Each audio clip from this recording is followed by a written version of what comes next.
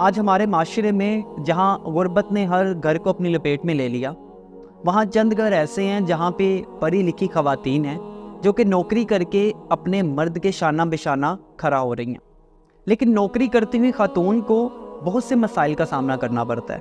अगर आप मर्द हैं, आपकी बहन या बीवी जॉब करती है या आप खुद जॉब करती हैं, तो इन टिप्स को फॉलो करें ताकि आप माशरे में रहने वाले इंसान के भेस में जो दरिंदे हैं उनकी नज़रों से महफूज रह सकें। सबसे पहली टिप तो आपके लिए ये है कि अपनी बाउंड्रीज़ को सेट करें, और जैसे कि अल्लाह रब्बुल इज़्ज़त ने फरमाया वैसे ही गैर महरम के साथ बात करें, यानी कि अपने लहजे में लचक मत दिखाएं।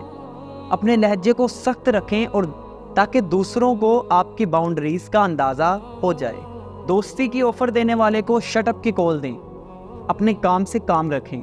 साथ लंच करने की ऑफ़र को सख्ती से मना करें।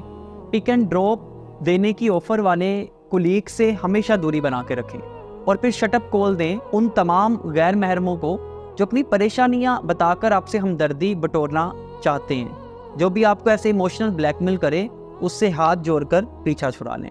इनकी परेशानियों को अपने सर पे सवार करने की ज़रूरत नहीं है, क्योंकि एक दफ़ा आप इमोशनल इनसे अटैच हो गई तो फिर अगला स्टेप दोस्ती, और दोस्ती से अगला कदम वो गलीज़ काम है जिनमें आप धंसती चली जाएंगी। और क्योंकि याद रखें, ये लोग अकेले तन्हा नहीं होते, बस ये अपनी परेशानियां, अपने ब्रेकअप, अपनी बीवी के मसाइल को लेकर दूसरी औरतों की हमदर्दी हासिल करना चाहते हैं, और उस हमदर्दी का फ़ायदा उठाकर फिर उनकी ज़िंदगियों में अपनी जगह बनाना चाहते हैं। खुद को कीमती बनाएं, और याद रखें आप किसी की तन्हाइयाँ ख़त्म करने के लिए यहाँ पे नहीं आई।